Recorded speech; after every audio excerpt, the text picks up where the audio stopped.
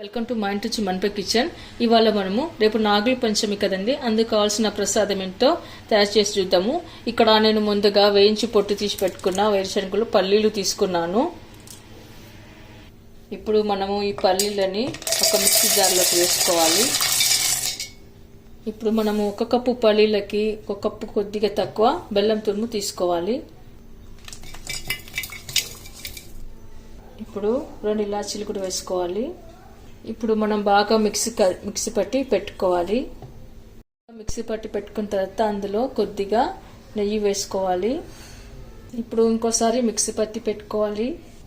ఇప్పుడు మనం ఇది ఇలా పట్టి చూస్తే ఇలా మెత్తగా ముద్దలాగా రావాలి. అప్పుడే లడ్డూలు చుట్టుకోవడానికి చాలా ఈజీ అవుతుంది, చాలా స్మూత్గా కూడా వస్తుంది. ఒక బౌల్లోకి తీసుకుందాము.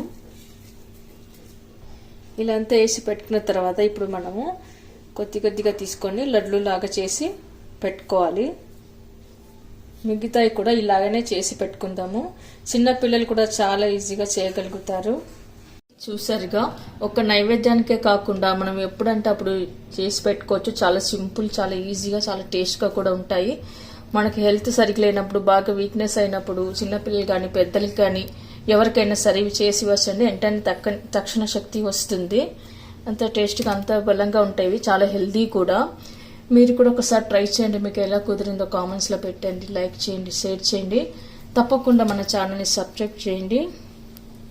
చూడండి, చాలా బాగా వచ్చాయి. Thank you for watching.